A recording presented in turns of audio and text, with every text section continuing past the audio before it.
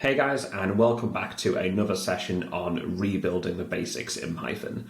Today we're going to take a look at the all function, and I just want to reiterate why we're doing this to begin with, because it might seem a bit pointless to rebuild a function that already exists, and it's purely for practice and to understand the logic and syntax of Python, and that's really it. This was something I was doing many years ago when I was first learning Python, so hopefully if you can take, especially if you're learning Python, if you can take some of this here, and try and understand exactly what's going on behind the scenes, how to handle errors properly, how to build functions, etc. It's a really good learning tool to basically help you learn Python and understand a bit more about what's going on behind the scenes. So without further ado, let's dig into the all function. We'll look at some use cases, how to make the function error out, and then we'll try and build our own from scratch. So if I quickly open up some parentheses here after the all function, we get our docstring. So we can see that it first takes in an iterable object here. So an iterable will be something like a list, string, or a tuple, a dictionary, anything like that. Effectively anything that has this dunder method iter, which we're going to be seeing later on. So let me bring that back again. And we can see from the docstring it says return true if bool x is true for all values x in the iterable. Now, that's a little bit wordy, isn't it? So we'll break this down in just a second. We also see as well it has this interesting clause. If the iterable is empty, return true. And that's something called vacuous truth, effectively, which is it's a bit of a tricky one, this. I'd recommend researching this as well. But effectively, if I could bring back to this here. So it says return true if bool x is true for all values in the iterable. And it kind of argues that because there is no values to check, there's nothing to say it's false. It's a bit of a tricky one to kind of get your head around, but that's what it's called. There's a bit of mathematical logic behind this to explain why the empty iterable is true, and it's called vacuous truth. So let's go over some use cases here and just see what this is going to happen. So if I do print all of x1 and hit run here, we get true because the empty iterable is true. If I go ahead and print off x2, this is going to be false because not all of them are true. We have 1, 0, 1, which equates out to true, false, true. So therefore not all of them are true because of this 0 in the middle here. So if we hit run, we get false. Finally, we get x3, which is true because 1, 1, 1, true, true, true. They are all true. So if we run that, we should see, there we are, true.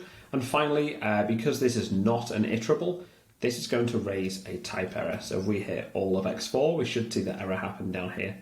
And we can see that if I just go ahead and just quickly print off the dir of x4, we should see, well, it'd help if I, maybe did do that here, let's try that again.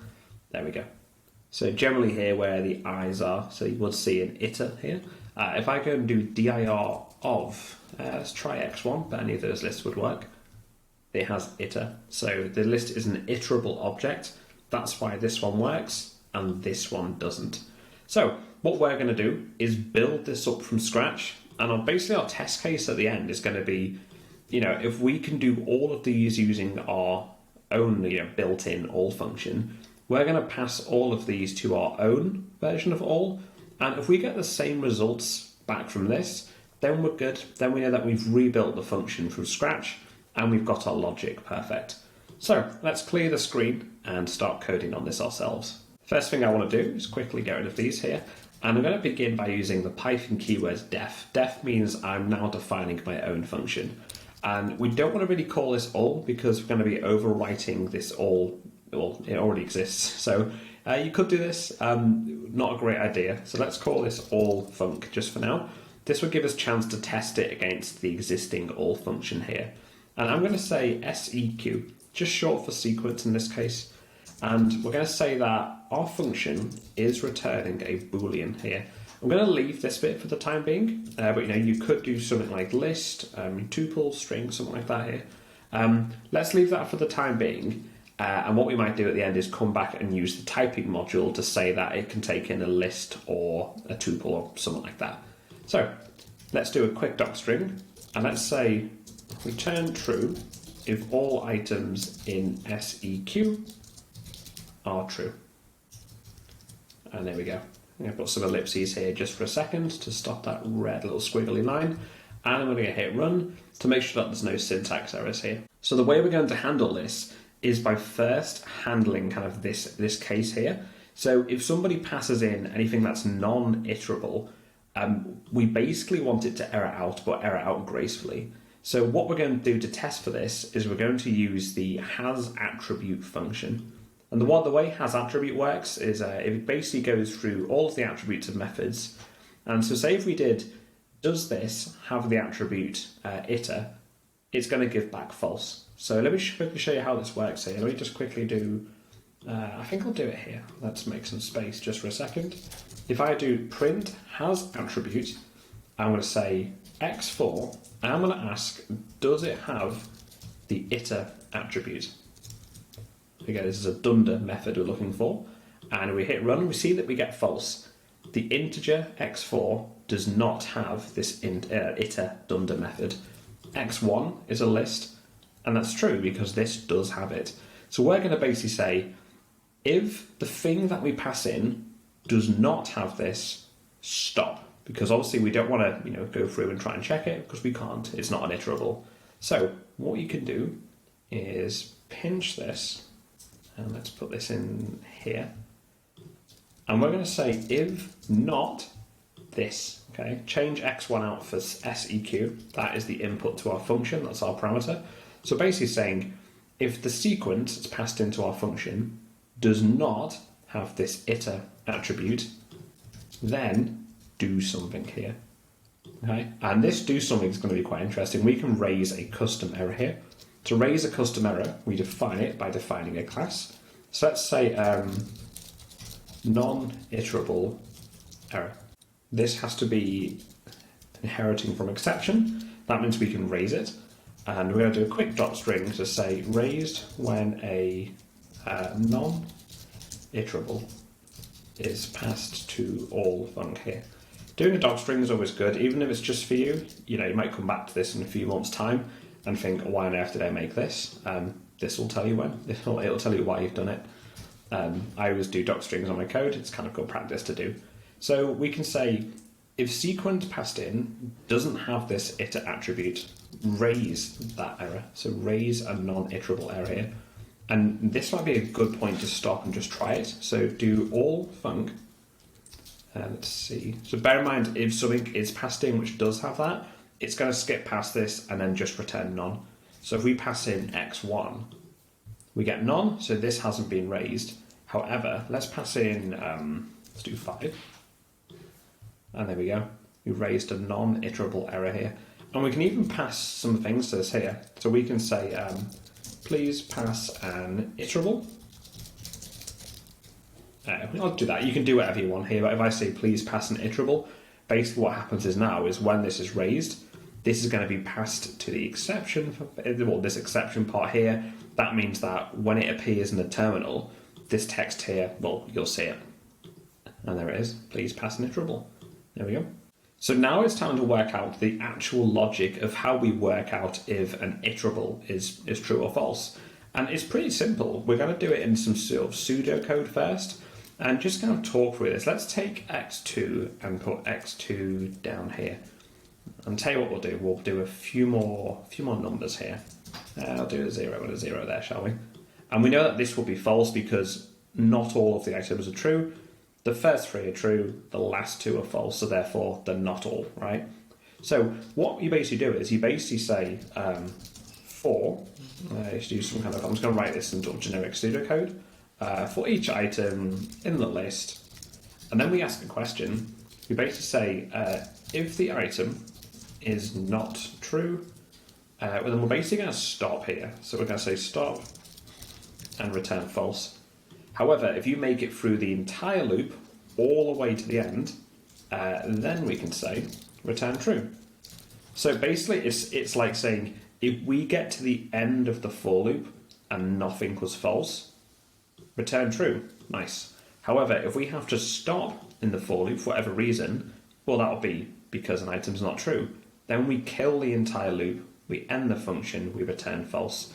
So let's build this logic out inside of our function. I'm going to simply jump in here and say, I'll do for I in sequence. So for I in sequence, And we can do if not, actually I can just do if not I, there's a bit of a shortcut. So if not I, return, and then we'll do return false. However, if we make it to the end of the for loop, be really careful with your indentation here.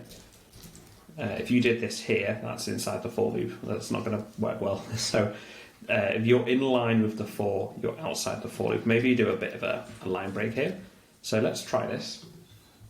Okay, so x1 returned true. We managed to get through the entire for loop and not a single item in there was false. Therefore the loop finished, we returned true, we're good to go. With x2, however, we would now expect this to return false because of our middle item. And that's right, it's false. Let's go ahead and try x3. This should be the same. Well, the same as the first one, I should say. True, and if we could break that, put 0 at the end. That's now false.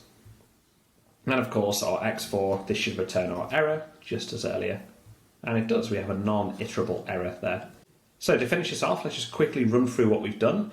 It's a fairly small amount of code, and then we'll do a final check to make sure that our function behaves the same as the original all function. So we call all function, we pass in a sequence, and this function returns a boolean, true or false.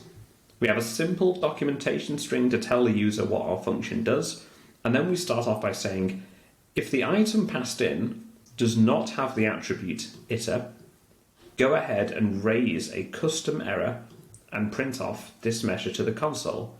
We can raise this error because we defined it up here above our function. However, if this does not happen, we then jump into our logic. We simply say, for each item in the sequence, if we come across an item that has the boolean value of false, kill the function, stop and return false. However, if you make it to the end of the function, you can return true.